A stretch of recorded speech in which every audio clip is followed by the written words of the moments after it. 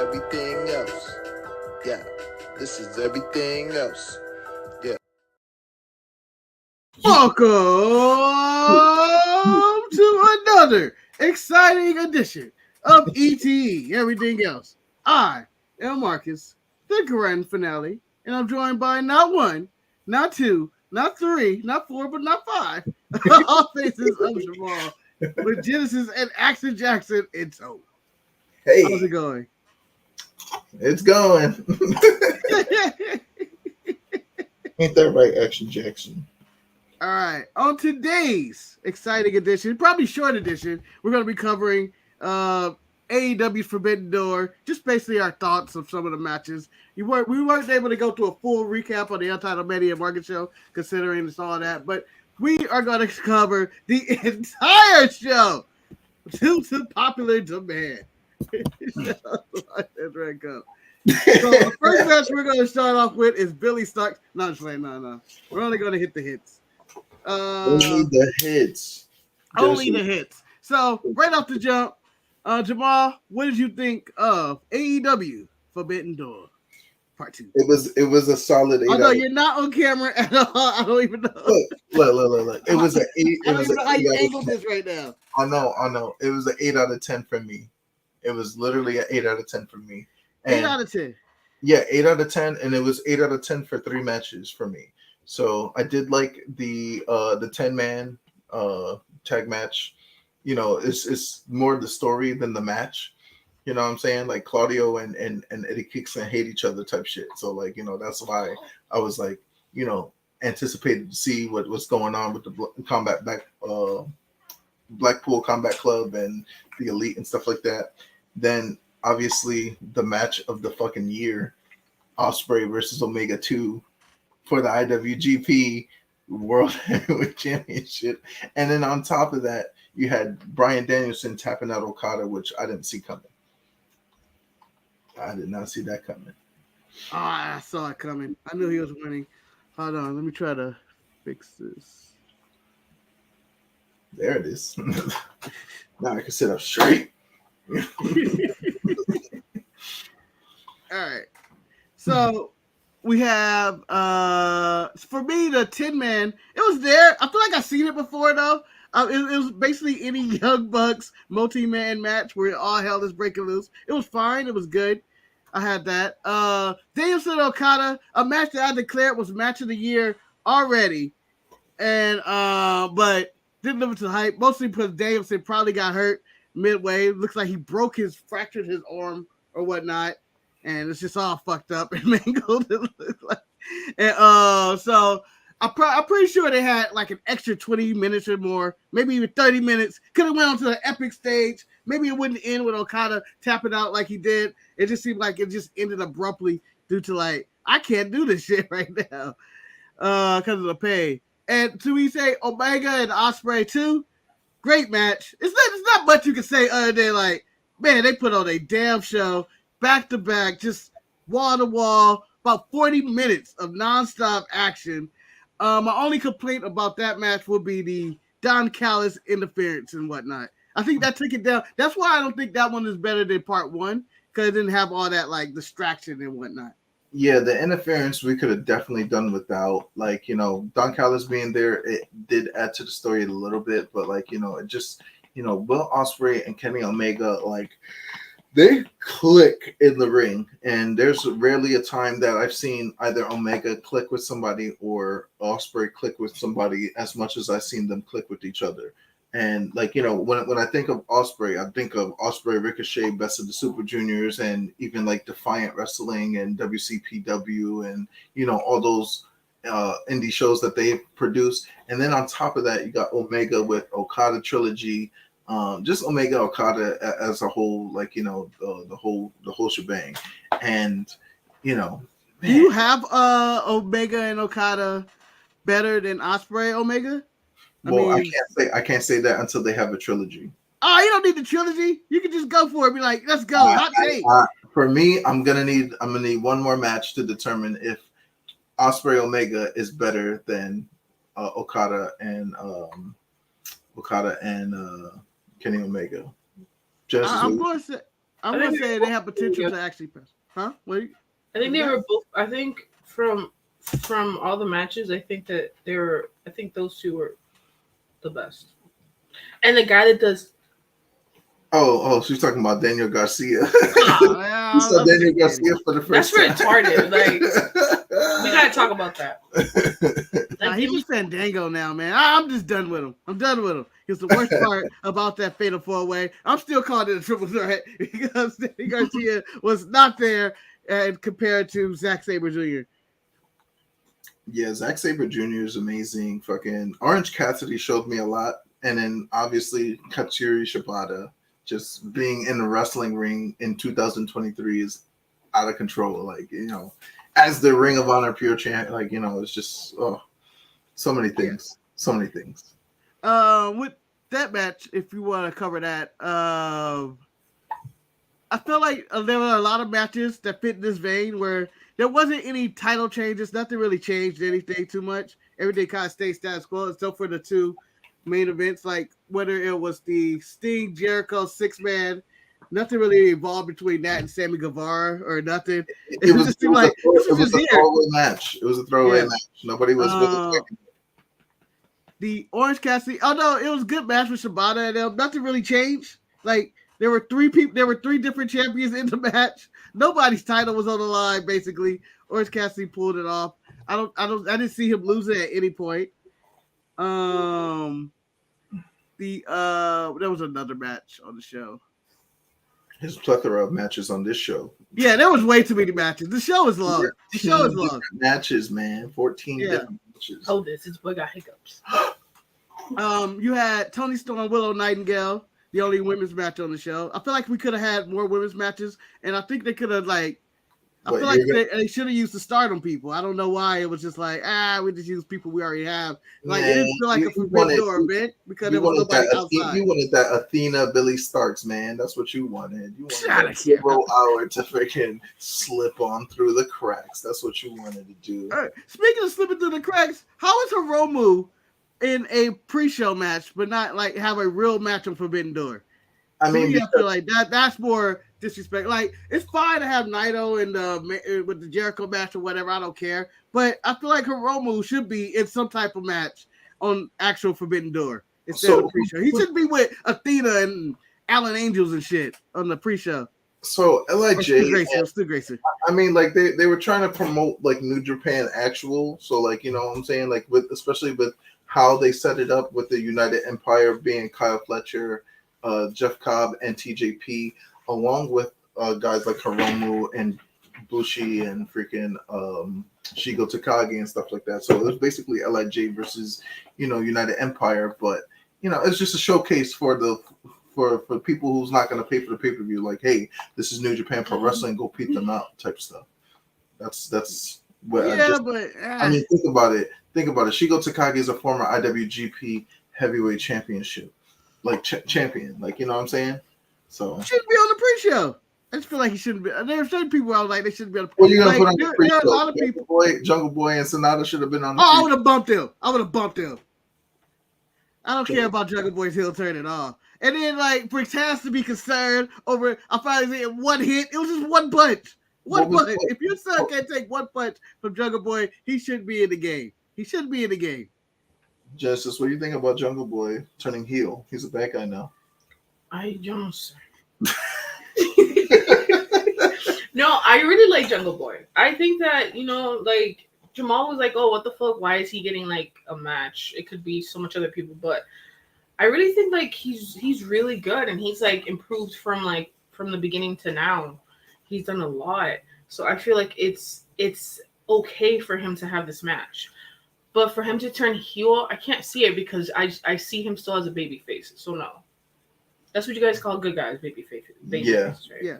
I just feel it's a waste of time that we had with him and Christian and Luchasaurus and all that of them turning heel on him for him to only a matter of months to be like, I'm turning heel now. You could have turned the whole Jurassic Express heel, and they could have been like dominant monsters, or fucking. He could have. You know what I think? Jungle Boy's gonna drop the Jungle Boy gimmick, and he's just gonna be Jack Perry. Nah, I like Jungle Boy. Whoa, that shit is dead. What? That shit's dead. He's about to have. If you turn heel, that needs to be dead. I don't want nobody singing your song if you turn heel. You know why? Because that song is not hard enough. The song is not hard enough. People waving their arms around. You over there like, yeah. No, get out of here. If you turn heel, you need some dark ass bad guy music.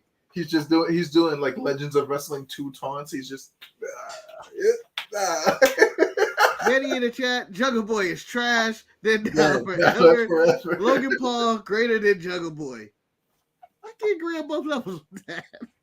I don't know about the trash. I wouldn't call him trash. I feel like it's just not worth it. Like he's somebody I wouldn't push. I don't think if I had there's so many other people there in AEW right now that I would focus more on than Jungle Boy. I think. My whole thing is that like the man got an IWGP World, that is one of the most prestigious wrestling championships in pro wrestling, and that's what you do on one of your biggest stages in your career, in your history of a company. People are gonna look back at this match and just be like, "Yo, what the fuck was this?" And then Sonata just beat him clean. I think, right? He beat him clean. Yeah, it was nothing crazy about it. It was just like, oh, clean Big Sonata. I also don't like the way that some of the titles were displayed. I know we haven't covered MJF and Tanahashi. That was just kind of there. That's the world titles were all in the beginning of the show. World title matches should be hype pieces. Nobody was jacking that Tanahashi was gonna win that match. The match with MJF, you almost have to agree with him coming out with the robe saying that New Japan is an indie, because a lot of people don't watch New Japan like that unless you're fucking watching Access TV on Fridays, which you're not. I'm not. I'm watching it live at 3 o'clock unless you're watching it 3 o'clock in the morning. Fucking, yeah. You're not doing all that. So they don't know these people. And this was AEW's job to help New Japan be something more than what it is, get that exposure and stuff like that. And they kind of failed. Oh, okay, that was going to be my next question. Do you think this helped New Japan in any route? Because I feel like we got the same wrestlers we got about last year. It's basically the same. I think Naito is the only one that was the addition for this year, right? That's kind of different. But everybody else has wrestled on AEW programming already. No one had any type of mic time or showed any character. They all just kind of existed in their own world. Like Okada, if you had no introduction of who Kazuchika Okada is, and this is your first introduction, you're just like, oh, he's the blonde one. That's kind of what it is. He's the blonde Japanese wrestler. They're building this up as a dream match, but they don't get this about Genesis's Japanese husband, because she loves her some rainmaker. I'm sure he's still making it rain in some places. He tapped. I'll make him speak English to me. Hello, how you doing? Yeah. You gotta make him try to speak English. English. What? You gotta make. He's going to speak. I think he speaks English actually pretty well. I made you speak Spanish, don't you? Don't think that. Yeah. What are you looking at, me or him? What else? But yeah, do you feel like this didn't really help New Japan at all? I feel like we didn't really get anyone new. We didn't really get to know anybody.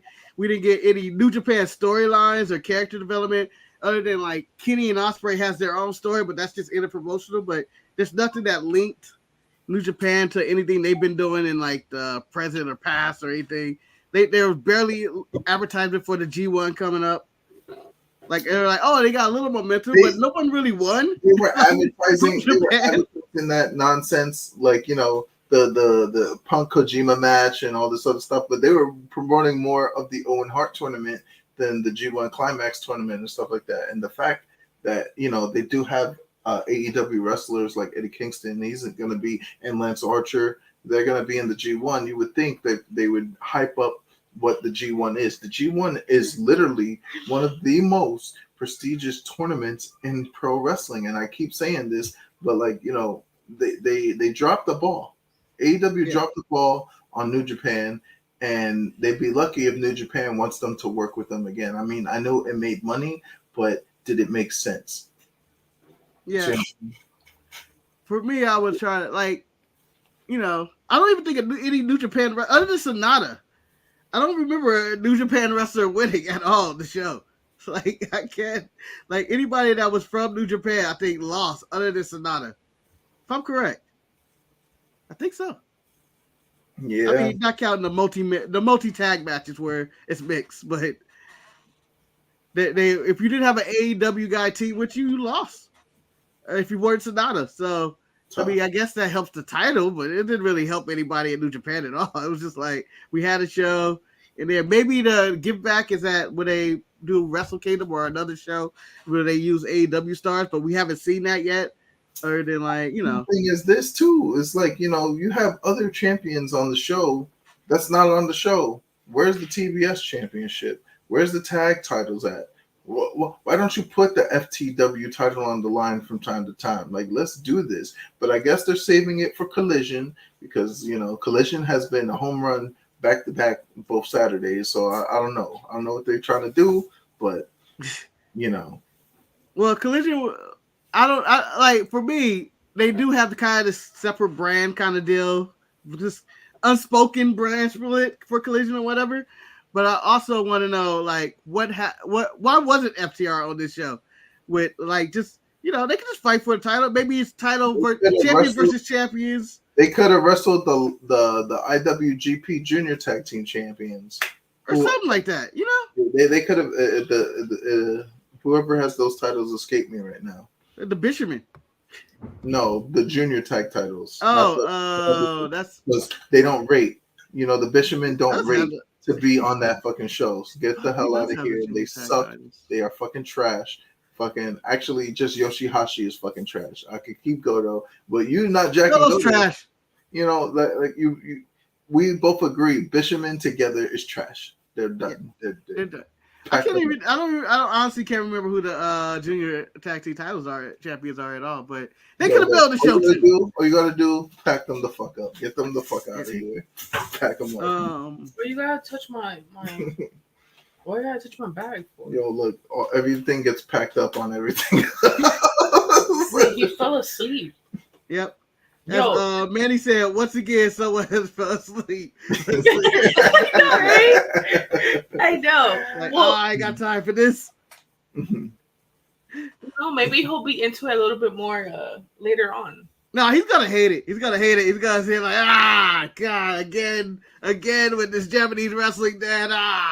You waking him up at 3:00 in the morning talking about Like, I don't care. Like you sound like an old man. I don't care. The best wrestling match I ever seen is Omega and Osprey 2 at Forbidden Door. Ain't no one beat that. It's like, I don't care that. No. You need to hear it out. Okada should have never tapped to Bryan Danielson. I know. I was so mad. But you know what? It is what it is. Yeah, I was okay with the tap. Like, it's not like Okada's the current champion, and, you know, it's not like it's going to hurt his rep. Oh, no, he tapped to Bryan Danielson. It's not going to ruin Okada for doing that. Bryan Danielson considered one of the best of all time, and so is Okada, but maybe he'll get his win back, and they fight again. But Okada has been taking L's a lot lately anyway.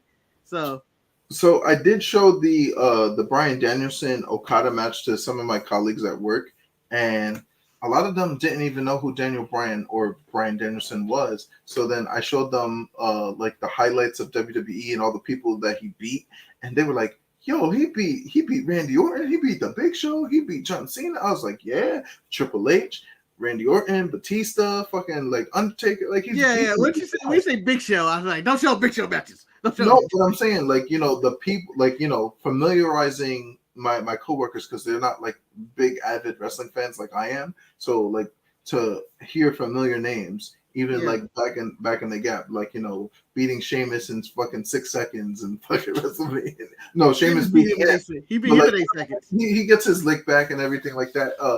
Wrestling the best in the world, and then coming out like not only wrestling the best in the world before he got to WWE, but during WWE and now after. Like, Daniel Bryan's got a fucking resume that's out of control and out of this world. Yeah, it's gonna be one of the most unique wrestling like careers of all time, where you just go like, well, this was a long career and a great body of work of like just matches he's had and the career he's had and the trajectory. Man is not a Vince McMahon type of guy, and yet he still got the main event WrestleMania, which is insane, and win, which doesn't happen.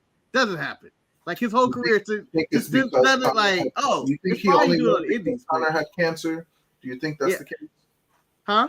Do you think that Daniel Bryan won only because Connor had cancer, or no? Pretty sure. No. You think that he was gonna win regardless? I think he was going to win regardless. It was no matter what. It was the momentum had already shifted. People were already hijacking the show with the yes chants and no's, and like the Rumble, they booed Rey Mysterio for just coming out because it wasn't Daniel Bryan entered in the Rumble. He was always going to win that Rumble. Tough. Man, he is going. That kid's gonna grow up and Omos is his favorite wrestler. Nah, it's gonna be your boy. It's gonna be your boy Nick Aldis. Watch. He's gonna be like, that's my world champion. Yeah, the NWA title is the most prestigious title, and no one has had it longer than Nick Aldis. Therefore, he is the Be a greatest Nick of all Aldis time. mark. And then he's gonna meet Manny. He's like, why don't you like Nick Aldis? And then Manny's gonna be like, because he fucking sucks. He's boring. He's terrible. He's a hat. But again, Manny is safe from Nick Aldis appearing at either Money in the Bank or at Look, All I learned In. my lesson from sending Manny some unsolicited Nick pics. So That was a time to be alive. But yeah, overall, Forbidden Door, solid show. Nothing like if you were to miss this show, I feel like you're only be missing the Osprey and Omega match. Like there were some fine matches, whatever, but I feel like the only thing you would truly miss would be that match. That match kind of, I think, as Manny said, it erases everything. It's like, fuck, this was that good. But hopefully they continue and go with a trilogy at All In England. Osprey's hometown. It would only make sense. Rematch for the United States Championship. Maybe they'll put a stip on there to keep Callis and I guess those random security guards out or something like that. So we'll see where that goes. But I would also like to say no more Blackpool Combat Club Elite. We've had enough of these matches. I've had enough. It's been going on forever. I agree with you. What about you, Genesis? She's like, one more again. I spaced out. I spaced out, so I forgot what we were talking about. The Blackpool Combat Club versus the Elite. Do you want to see that again and again and again and again? Which one is that? Is that the Jericho one? No, that's the Daniel. I feel like I didn't see that. The John Moxley, Cesaro, Eddie Kingston. No. Yeah, you're dead. Screaming blood and guts has to happen. It's probably going to happen. Brian Danielson got his arm fucking torn off by Okada. They will add someone. They will probably add Shooter Umino just to replace him or something. He's like, not to say that Brian Danielson is replaceable, as in like, oh, the team's gone, but they will probably just replace him, or they go to they'll just wait 6 to 8 weeks or whatever his arm heals. It's 4-on-4 or 5-on-5, blood and guts. I think it's 5-on-5. Who they gonna get the fifth man? Who's the fifth man? Who's the fifth man? They can just get you know who? Has to make sense. Goldberg. Right back. No, absolutely not. No. Right back. Goldberg is about to appear. I can sense it. No. No, don't do that to the world. That was like some Jedi powers. Put it in the universe. If Goldberg shows up, there's a disturbance in the force. It's not that major pay-per-views coming. Next, he's gonna be there. I'm telling you. What, Money in the Bank? Taking the Money in the Bank briefcase? Imagine that's where Vince is losing it. Okay, bud, we'll stop talking about this. We'll be like, Vince is 100%. The Dark Lord is 100% in control. Goldberg has won Money in the Bank. It would be devastating to us all. Tough. I mean, I don't know. you know, a good Goldberg coming back would be Would interesting. you put him in AEW though? Like, I don't know. No. I would. He needs to go to Impact or something. You know. Impact Wrestling. Yeah. Something that's not because. Oh, go ahead. Continue. I'll just flash it with Manny comments. You can talk. I'm not gonna read it. No, I'm so spaced out right now. No, I was just saying like it would be, you know, because like AEW is too modern for him. And he kind of hates the flippy dippy doodah shit anyway. Because WWE still essentially is still same. Like nothing has really changed, but the people. Yeah, no but funny. He loves money. No funny. WWE has been firing on all cylinders for the past 2 weeks. Oh yeah. I'm not gonna even talk about Bello and Carmelo Hayes. You gotta wait till tomorrow to get that. Take on that way. What is if Corbin is going 20-something minutes in a match? You know something's different in WWE. like, oh, Corbin's wrestling. No, I think he's risking it. I think he feels some type of heat between AEW and him. I mean, I was talking to Jemal like that day. WWE would never could ever do like that. Like Forbidden Door type thing, and I was just never. Unless Vince McMahon dies and Triple H is at the helm to even like fathom that, Vince McMahon has to literally, he would have to go away like permanently to even think that is even some kind of possible, and then they would have to freaking mend those bridges, like maybe have like this one big wrestling super show that's not WrestleMania, that's not All Out, it's like a wrestling super show that has like all the major companies anyway just showcased. And they will never. They never did that. The world ended already. Yeah, the reason they won't do it because WWE always looks at it. What's in it for me? What's in it for me? I'm Mr. Raw. We're number one. I'm king. What's in it for me? Like I'm giving you guys all exposure. What's in it for us? I'm gonna share our gates with you? Nah, they're too. It's too much money involved for them to be like, we're already number one. We're already making this money. It's not gonna benefit us. Now, I could see them looking at the Forbidden Door gate because it did do better money than the Elimination Chamber in Canada this year. I could see them going like, maybe if we incorporate these New Japan guys, we could probably make that money back or something in that round. But and New Japan can be like, oh, since we've done the AEW circuit, we could go to WWE. Like they wouldn't have a problem doing that. So I can see how that works business wise from their part. Imagine Naito on Raw. Imagine like Tanahashi just one time, like on the SmackDown or something like that. Okada. I don't want to see Tanahashi on TV unless he's fighting John Cena if he shows up in WWE. If there's no possibility of that, Tanahashi can stay his ass in Japan.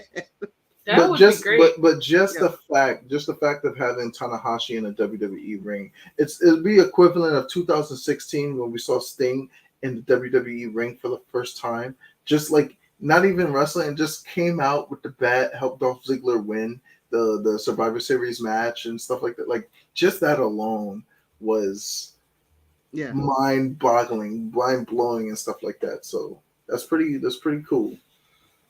Yeah. Tanahashi needs a Head and Shoulders commercial. I agree. His hair is ridiculous. He's too old to have hair. He's in the Japanese one. Oh, he's in the Japanese Head and Shoulders commercial?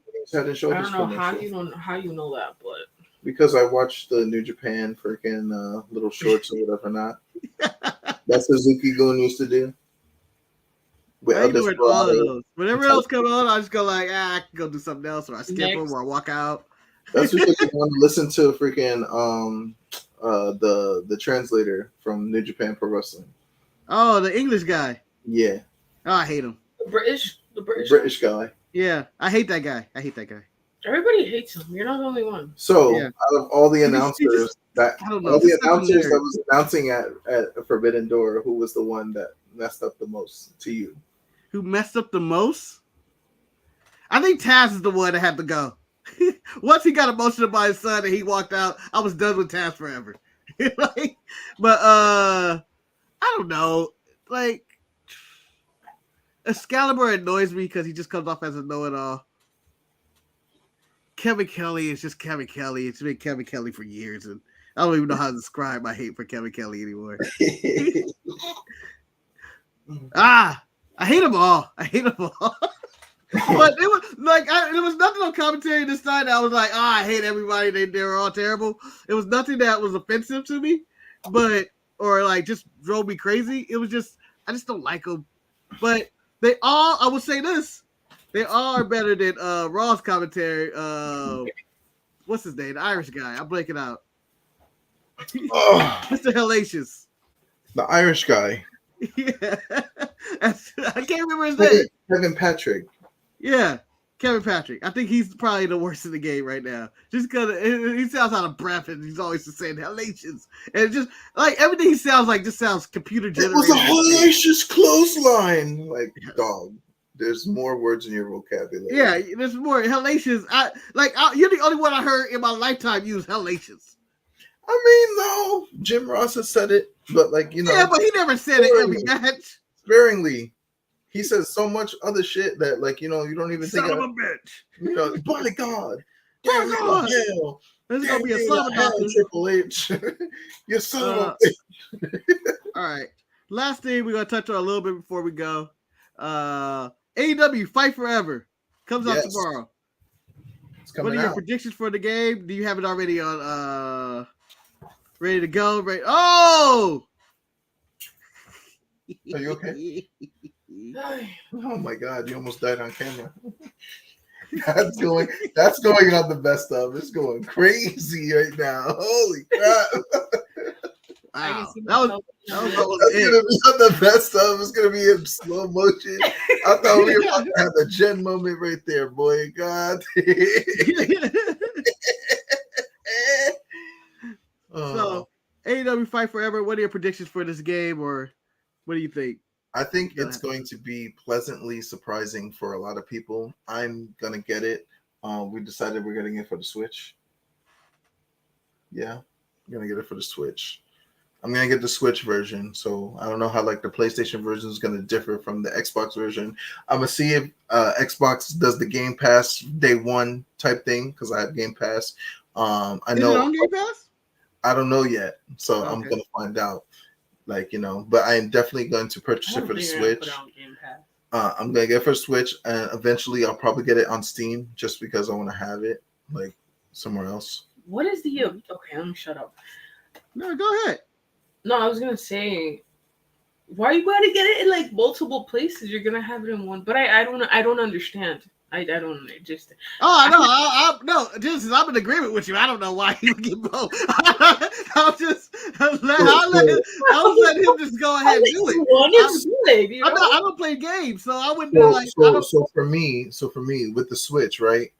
The Switch is not like graphically wise, like, you know, it's not the same power. So then don't get it for the Switch and get it. But the thing is, if I get it for PlayStation, right? You just want to walk away with it. I want to be able to play on the go. I take the train every fucking day. I want to be playing AEW on the fucking A train, talking about He's just gonna end up organizing everything because that's what he does when it comes to the games. He just organizes everything. He just be like, I'm gonna shut up. Make it. No. But my question is, you can't say I'm getting AEW Fight Forever for the graphics. I've seen these graphics. It's definitely the gameplay. It's definitely the gameplay. That's what you said for the Steam. Like, oh, the graphics gonna be better on the Steam, and I'm like, I don't know if they can get any better. I haven't seen these graphics already. You're looking at it through the wrong lens. Like, you know, like.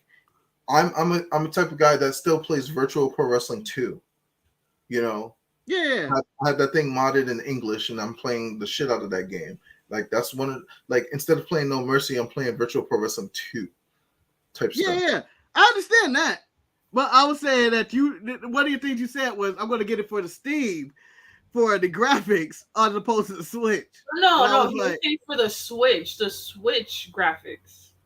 That's what Justin understood, right? Yeah, the Switch graphics are like, you know, like that's what it's kind of like made for. You know what I'm saying? But so, I don't know, man. Like, you know, I don't know if you need both. After hearing your I argument, have games that are on multiple platforms. It's only fine. certain You don't games. have to give us an explanation. No, it's fine. only certain games. You don't have to give us an explanation. It's your money. Your money. Like, it's good. It's fine. I think the game looks kind of cool because it's like different cartoonish than like what WWE offers. And it looks like it would definitely be more fun to play, easy to pick up. Yeah, because I can't pick up WWE for the life of me. Like, I've tried to play that and I'd be like, here, I can't. But that's just me. But I actually had to say something about the matches. What was the old guy that got slapped? Which old guy? That's any match on AEW or New Japan. Or even WWE. Remember that old guy got slapped? Yeah, that's every wrestling show. Yeah. Oh, that's a part of the fifth tag team. Mm-hmm. What's that guy called? Oh, you talking about when Ishii got dropped by Takasha? Yeah, that was super disrespectful. Like, what did the old man do to him? Yo, that was hilarious to me. Yo, Takashka smoked him. Yeah, he laid him out. And they cut to everybody. They were like, ah! I've never seen Ishii get smoked like that. He lost himself for 1 second. Had to rearrange his thoughts. He had to rethink his whole life. Send that motherfucker. He was like, man, I'm too old to be getting knocked out like that. He had to question who he was. He's like, wait, I just Stone Pit what? Man, I look like the glass face pit bull or whatever at that point because I got laid out. But listen, this guy made my day. He made it because that was Daniel Garcia's son. Yeah, you mean Fandango Jr. Fandango Jr. Tough. That's some bullshit right there. She was like, what the hell is he doing? Here's from Manny. It's not going to probably be on Game Pass. The reviews are looking good despite the limitations of the wrestlers and tag teams and create a wrestler. And he also has seen mobile games that looks better than this one. If it's on Android, then yeah. Sorry, Apple users.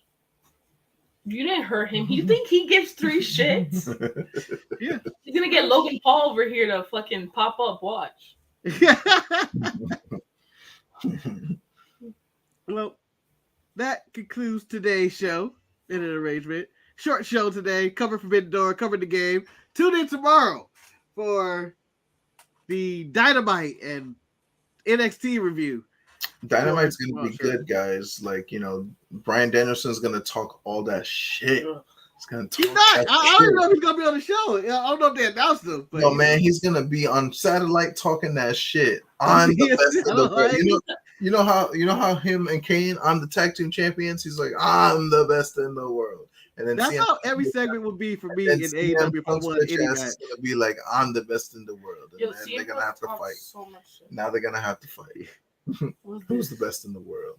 That would be every match for me if I was a wrestler. I guess I'd be some jobber, no name jobber. We here for Marcus about that victory.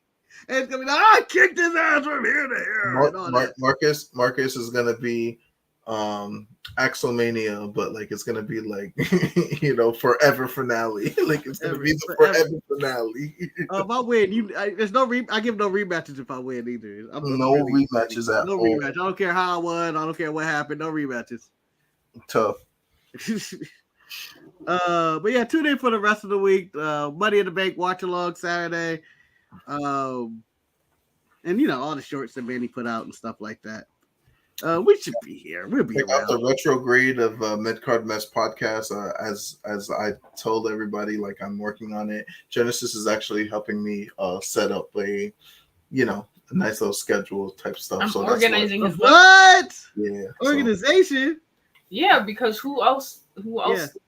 Listen, my ADD is horrible. For those that don't organize. For those that don't know, for those that don't know, Genesis gets the full 100% credit for even pushing me to even do the mid-card mess at all. Like, you know, I was talking about doing a podcast and she was like, well, fucking do it. And I was just like, well, how to do it now. Well, behind every great man, There is a woman. Thank you. There it is. And also, even though her shirt says lazy on there, proves that she's not. I think that says lazy. It says lazy, Yep. right? Yep. Yeah, it says. I'm lazy, but I'm not lazy. I just really enjoy doing nothing. Yeah, it's me. Quality day. That's me. Fun. That's why I have it on, because it's, I'm going. Oh my god, I gotta go. Manny claims he keeps this show organized. To an extent, it's no way you can organize me, Manny. Like, I'm out of control sometimes. No way. It's random. It's no way. But that concludes the show today. See you guys later. Have a great day. Goodbye. I guess you get guns. I don't honestly remember ever how we end this show. I just remember just hitting buttons. One. Tune in next week where we're talking about other stuff in wrestling. Everything else. Yes. Maybe we have a full review of the game. I don't know. At some point on this channel. I'll give my Switch review, and then I'll go to a friend's house and see how their P5 review thing is. Maybe I can take control of the shoot. Oh, maybe. I need permission. Someone has to review these games. Because I know Manny's getting it, you're getting it. I don't know where Eric stands on it. I probably won't or may. Who knows? We'll see. He sleeps for like 10 minutes and forgets that the world exists. Hey, just like Ishii at Forbidden Door. All right, we'll see you guys later. Y'all come back now. You hear? Who's y'all? Who's y'all? Y'all. I don't know.